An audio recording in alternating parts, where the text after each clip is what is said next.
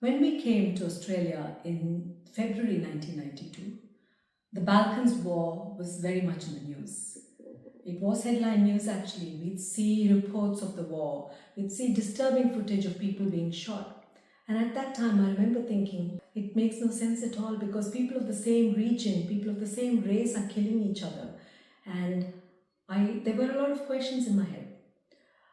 Then the war went on for about 2 to 3 years, and in 1995 we heard that an agreement had been signed. It was called the Dayton Agreement.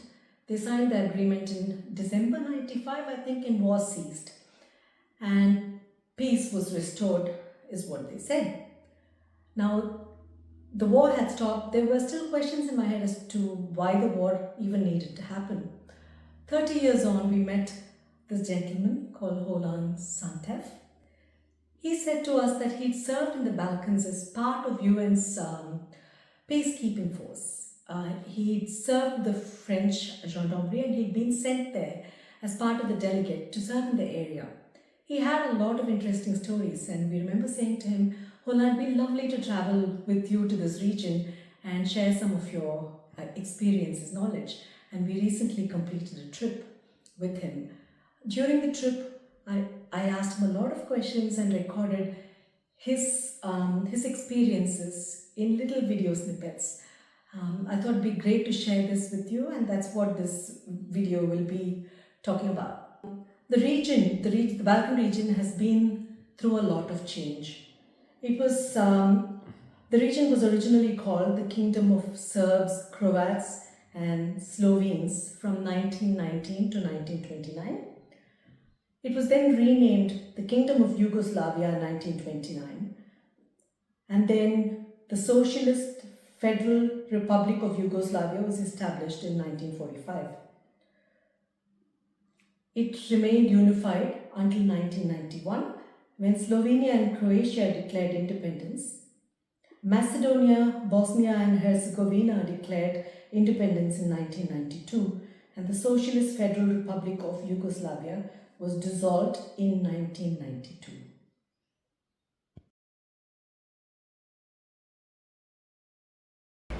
Hi. Dobro. Dobro. We are in a very historic part of Sarajevo, and I've been hearing a lot of stories about life in Sarajevo during the 90s when the war happened, and all of these stories come from this lovely gentleman, Roland Sinteff. And I thought rather than just selfishly listen to all the stories myself, I'd capture some of his memories into a video. This is a very, very historic place, and you can probably say why this place is historic. Yes, it's a historical place because here on the 28th of June 1914 you had an assassination, a Serb how to say, nationalist killed the Archduke from Austria and his wife here on the Latin Bridge. And then it was not the reason the World War I started, but it, let's say, was the last spark, you know, for the war to start. And you were here during the war in the 90s as well, right? Yes, I was here, but that was okay. In the 91, 92, I was a member of UNPROFOR, United Nations Protecting Force. I was the leader of the military police, French military, French gendarme. And I was here in Sarajevo, but I was more based in Zagreb, you know. In Zagreb, in Croatia. Croatia. Yeah. We are in Kotor today, and I'm going to ask Roland a couple of other questions as well. So how long did you have to spend in the Balkans region? So Aruna, I arrived here in September 91. 91? The war just started, you know, between the Yugoslav army, majority Serbs, and the war started first in the north, Slovenia, and then it spread to Croatia and later on to Bosnia. So, and what was the trigger for the war? What actually started it? What started it is when Tito died, you know, he had the grip on the country, you know, and the people in the northern states, Slovenia, Croatia, they, for them, they pay too much taxes, you know, for these lazy people in the south, you know, Macedonia, Bosnia, and all these things. And they said, no, we want to be an independent state, so we will be much better off than to share all our richness. Was that true, or was it just perception? No, it was true. Yes, it was true, but a little bit instrumentalized, you know. Yeah. But it's true. It's true. The northern part has always been richer than the southern part. Right. But in addition, you had religious backgrounds. Okay. It's the big groups or entities. You have let's say the Serbs. Yep. The Serbs who are Orthodox. You have the Croats who are Catholics. Mainly. Yeah. And then you have the Bosniaks who are Muslims. But regarding the former Yugoslavia, you have around 40% of Muslims, Bosniaks, around 35% of Orthodox Serbs, and around 17% of Croats, and some other minorities like the Jews or. Right. But they are from the same race. They're all from the same racial background. Yeah, they're all Same people, same. at the beginning, and it's written here, Tomislav, you know, in the 10th century, they all came from Eastern Europe. They were slaves, you know, Slavic,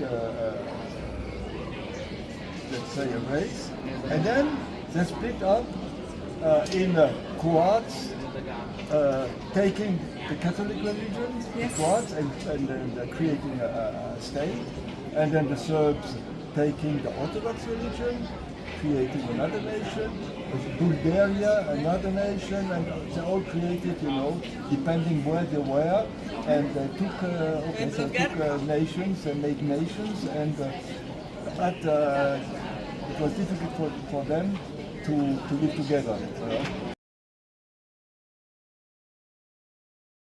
You have to come back to Tito and even before Tito. Okay. Before Tito, you had, we had several the nations, you know, mainly the Serbs, the Croats, the Slovenes, and they were fighting, you know.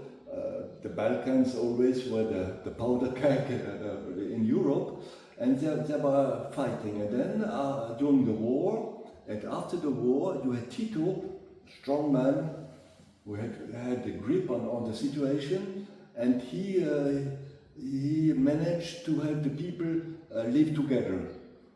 Not in full harmony, but live together. So can I just ask you, I'm sorry to interrupt you, but you know, there are reports that in his time things were kind of swept under the carpet and not confronted, and that was part of the problem. Is that true?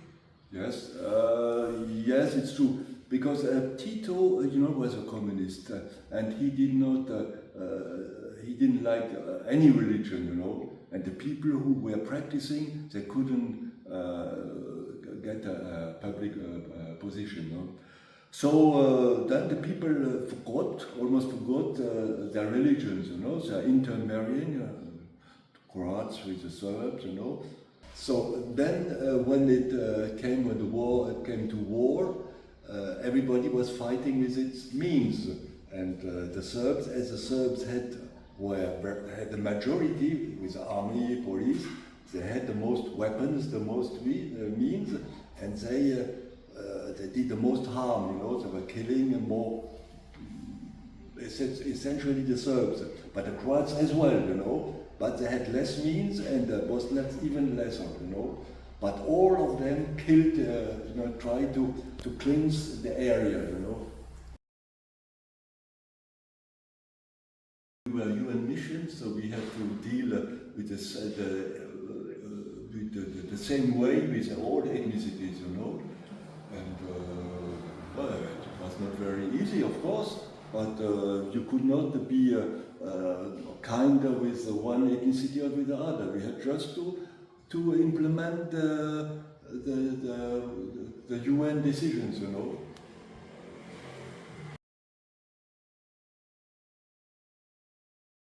The first mission started in 1991, just after the war broke out, you know, in the northern part of Yugoslavia, Yeah.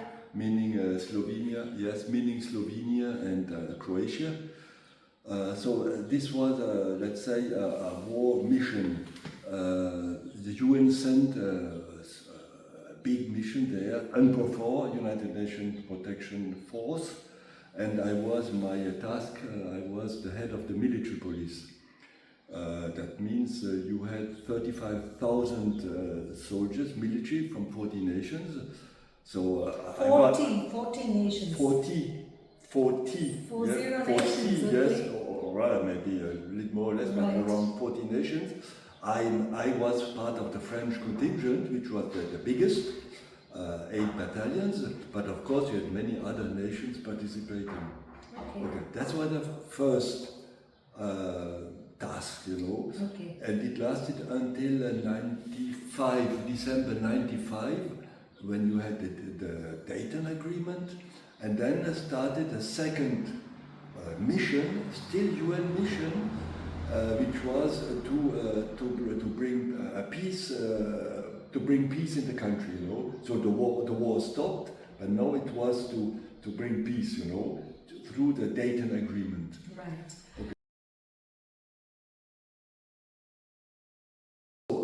I'm, as mentioned, I was head of the military police. That means that you have to make sure that everything went well within the different battalions, and when escorting logistics, refugees, evacuation, all these things. And when the people were injured, wounded, injured, killed, we had to do the investigation on that, you know. We had to go to the hospital, I don't know how to say in English, Institut Médico-Légal, you know, where the people, when they try to find out what was the cause of the death. And for instance, regarding just the French battalions, we had 84 people killed, just the French, you know. But it was the biggest contingent. So we had to go there, the hospitals, and to make the reports, and to send them, when it was the French, to the French authorities, government, and every time to the UN, to New York, you know, because then, according to our investigations, they decided for the pensions, for the, you know, what they had to do for the families, you know. Okay. This was the main task. Yeah. Did you fear for your life?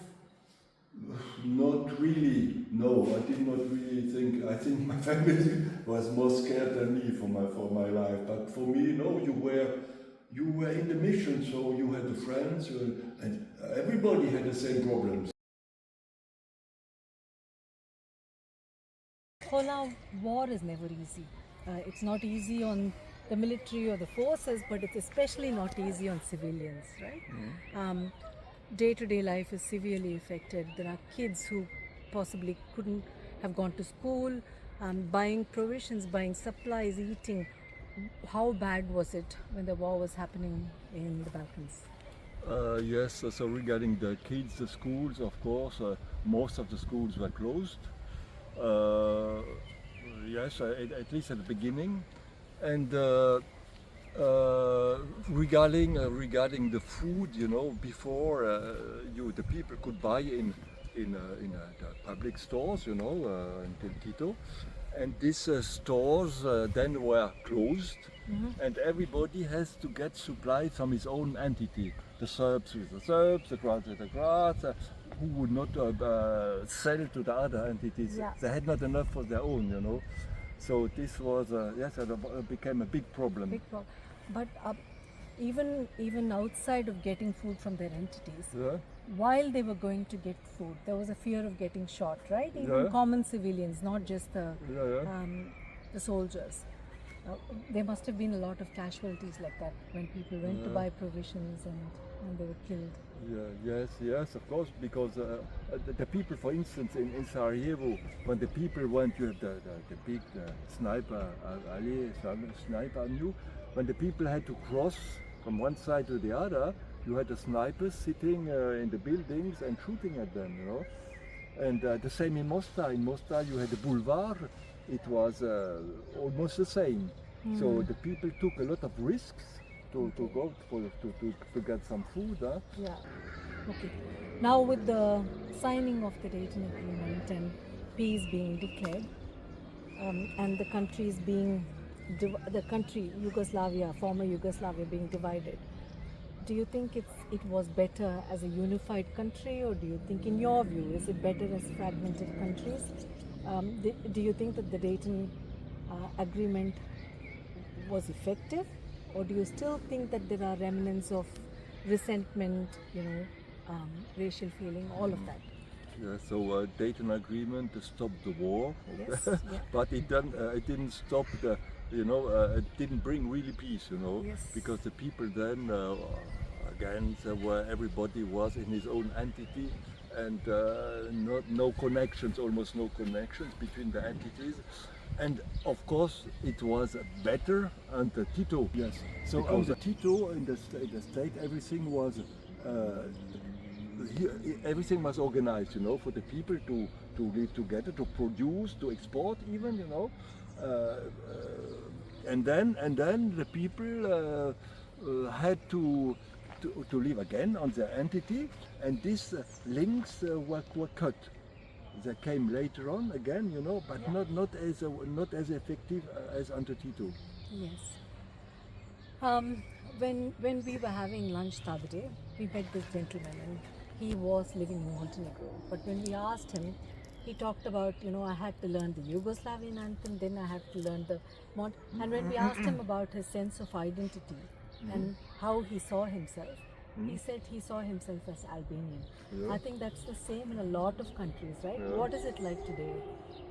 Yes, today you have the people, the Croats feel as Croats, But this morning I've been talking to this guy, to this Russian guy, and he told me, under Tito, really the people were Yugoslavs, Okay, yeah. It was not perfect, but the people felt as a nation, was Yugoslav. Yeah. And now you have the Croats, but it's better than immediately after Dayton. It was, had to find themselves, and now Yes. now it's better. Now it's better. So one penultimate question, I won't say last question, penultimate. When you left the Balkans, did you feel a sense of achievement? Did you feel proud of what you'd set out to do? How did you feel when you left the Balkans? It was a mixed feeling, yeah. So I'm sure we had some achievement, Yeah. and I owe it. I was in Mostar. I told you, regional commander, police, international police task force, and I had my boss was in Sarajevo. I told you, Jacques Paul Klein, ambassador. He was a guy, very efficient guy, He was the right hand of General Secretary of the UN, Kofi Annan, and he had a lot of power, because before he was a general. So, okay, but he achieved a lot, not perfect, but he achieved a lot, and we had instructions from him all our regions, and we had no choice. We have to to achieve. I would not say a minimum, but we had to progress. Yeah. I think, and we had progress. So you felt happy in terms of what you had done, Yeah. but unhappy to leave the place. Is that how I Yes, interpret it? you are always, unhappy when you leave. Yeah.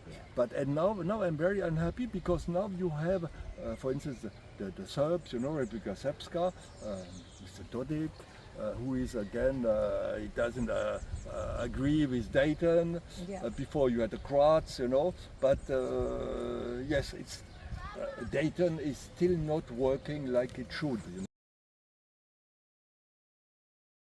War is never a good thing, You should, if you can avoid it, yes, but you should not kneel down. You know, I told you about Munich. You know, if there's no other way, you know, better fight it. You know, when it is the right.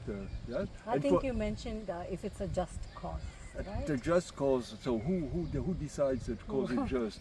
So this is But what I told is I'm a military as well. Is civit pacem parabellum. So don't fight the war, but be, if you can, but be prepared. You know, if something happens, you have crazy guys in the world. If something happens, be prepared to fight it.